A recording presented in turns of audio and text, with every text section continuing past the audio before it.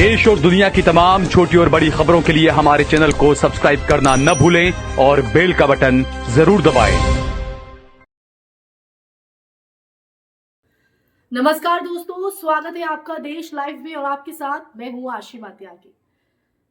दोस्तों, जिस प्रधानमंत्री ने कभी संसद से लेकर चुनावी मंचों तक ये कहा कि अब भारत लाल आंख दिखाएगा, जिसने स्वदेशी को राष्ट्रवाद का प्रमाण पत्र बना दिया और जिसने विपक्ष के हर अंतरराष्ट्रीय संपर्क को देशद्रोह की कसौटी पर कसा, आज वही स्वघोषित विश्व गुरु चीन के सामने न सिर्फ नरम दिखाई देता है, बल्कि उसके लिए बाजार, ठेके और नीतिगत रास्ते भी खोल देता है। सवाल ये नहीं कि चीन से बात क्यों हो रही है, सवाल ये है कि किस शर्त पर, किस कीमत पर और किस रणनीति के साथ। तो आज हम इसी मुद्दे पर बात करेंगे, इन्हीं सवालों का जवाब ढूंढने की कोशिश करेंगे इस चर्चा के माध्यम से। चर्चा में आगे बढ़े उससे पहले आप लोगों से हमेशा की तरह अपील, इंसाफ की आवाज को बुलंद करने के लिए और सच्ची पत्रकारिता के लिए हमारा यानी देश लाइव का सहयोग करें। साथ ही डिस्क्रिप्शन में दिए गए लिंक को ओपन कर ज्वाइन बटन दबाकर आप हमसे यानी देश लाइव से सीधा जुड़ सकते हैं। दोस्तों वापस आज की चर्चा पर लौटते हैं और उन तमाम सवालों का जवाब ढूंढने की कोशिश करते हैं जो आज की जरूरत है। जब कभी राहुल गांधी की चीन के नेताओं से मुलाकात की तस्वीरें दिखाई जाती थी दोस्तों, तब राष्ट्रवाद का जो तापमान है वो अचानक बढ़ जाता था। अचानक वही लोग आज ये बताने से कतराते हैं कि सरकार ने चीनी कंपनियों के लिए भारत के दरवाजे कैसे खोले। यहां तक कि सरकारी ठेकों तक जो हर घर स्वदेशी का नारा था, वो अब हर ठेका चीनी में बदलता दिख रहा है। क्या यही वो रणनीतिक दृढ़ता है या फिर चुनावी नारों की धूल बैठते ही नीति की रीढ़ भी बैठ जाती है?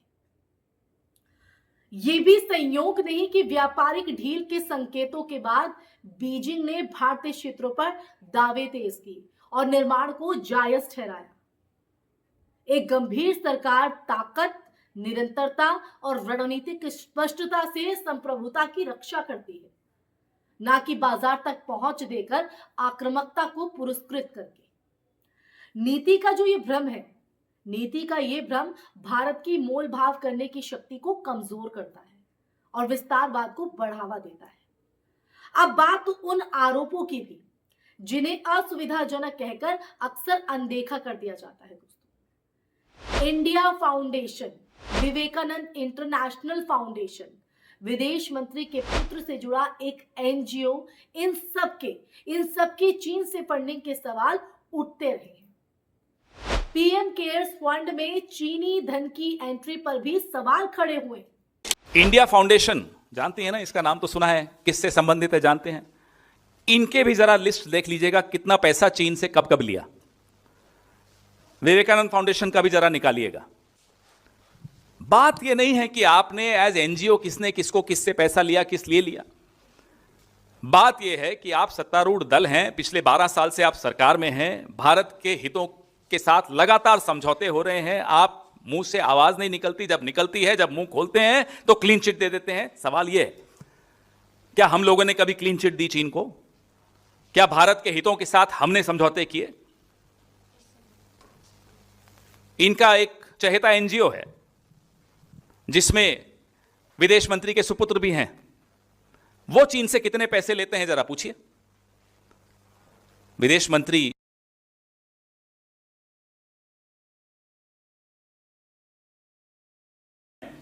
क्या वो एनजीओ पैसे नहीं ले रहा इनसे, चीन से?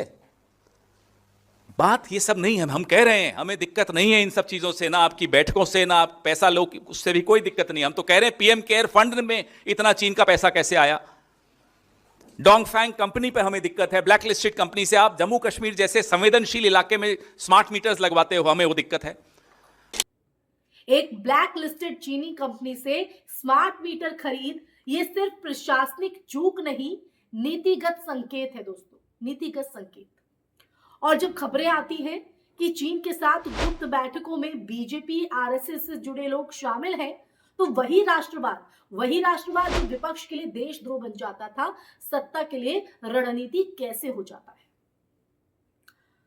यहां जो दोहरा चरित्र है वो साफ दिखता है। एक तरफ कैमरे के सामने आक्रामक भाषा, दूसरी तरफ बंद कमरों में नरमी।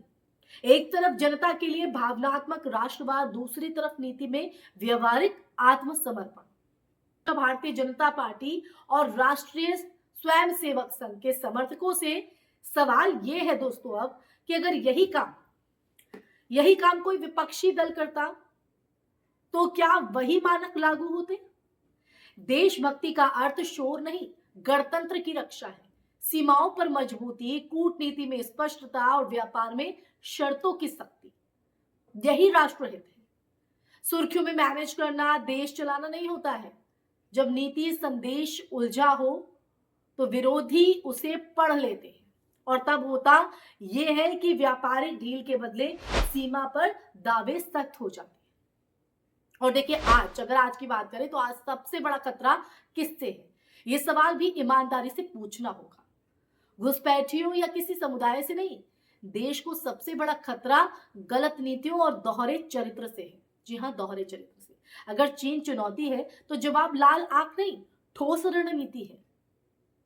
अगर स्वदेशी लक्ष्य है तो उसे पोस्टर से निकालकर नीति में उतारना होगा, लेकिन कैसे उतारेंगे? यही तो वाजिब सवाल है जिसका शायद अब तक जवाब नहीं मिल पाया है। और ये जवाब ना मिल पाना ही कई गंभीर प्रश्न चिन्ह लगाता है, मजबूर करता है कि हम इस तरह के मुद्दे उठाएं, उन पर बात करें। तो इसीलिए दोस्तों, जब नीति संदेश उलझा हो और विरोधियों से पढ़ लें तो व्यापारिक ढील के बदले सीमा पर जो दावे हैं वो सख्त हो जाते हैं, जिसकी वजह से जो सवाल ये खड़ा हो जाता है कि सबसे बड़ा खतरा किससे है। और ये सवाल ईमानदारी से पूछना हमें होगा, घुसपैठियों या किसी समुदाय से नहीं। देश को सबसे बड़ा खतरा गलत नीतियों और दोहरे चरित्र से है। यही दोहरा मापदंड जो अलग अलग जगहों पर अलग अलग तरीके से अलग अलग मुद्दों पर दिखाई पड़ता है, जिससे हमें आगे निकलना होगा। इस सोच को हमें बदलना होगा, क्योंकि इतिहास शोर नहीं, फैसले याद रखता है दोस्तों। राष्ट्रवाद नारों से नहीं, नीतियों से मापा जाता है। स्ट्रैटेजी, सवाल यही है कि क्या हम सुर्खियों के पीछे चलेंगे या गणतंत्र की रक्षा के लिए कठिन, स्पष्ट और ईमानदार विकल्प चुनेंगे। क्योंकि देशभक्ति का असली इम्तिहान कैमरे के सामने नहीं, नीति की मेज पर होता है दोस्तों। जी हाँ, नीति की मेज पर। इसी के साथ इस चर्चा में फिलहाल के लिए बस इतना ही। ये चर्चा आपको कैसी लगी और इस चर्चा को सुनने के बाद, इस सच को जानने के बाद आपके मन में क्या विचार है, इस पर आपका नजरिया क्या कहता है, आपका विश्लेषण क्या कहता है, कमेंट सेक्शन में कमेंट करके जरूर बताइएगा। साथ ही इस वीडियो को ज्यादा से ज्यादा शेयर कीजिएगा दोस्तों, ताकि ये सच ज्यादा से ज्यादा लोगों तक पहुंच सके। क्योंकि जितना लोगों तक ये सच पहुंचेगा, सच उतना ही विशाल होगा, उसका दायरा उतना ही बड़ा होगा। इसी के साथ हमारे चैनल देश लाइव को सब्सक्राइब भी कीजिएगा, ताकि देश लाइव आपके आवाज को यूं ही बुलंद करता रहे और आपको सच्चाई के मुद्दों से रूबरू कराता रहे। आप लोगों से इजाजत लेना चाहूंगी, फिर हाजिर होंगी ऐसे ही सच का संवाद लेकर। तब तक के लिए अपना ख्याल रखिए। जय हिंद, जय भारत, नमस्कार।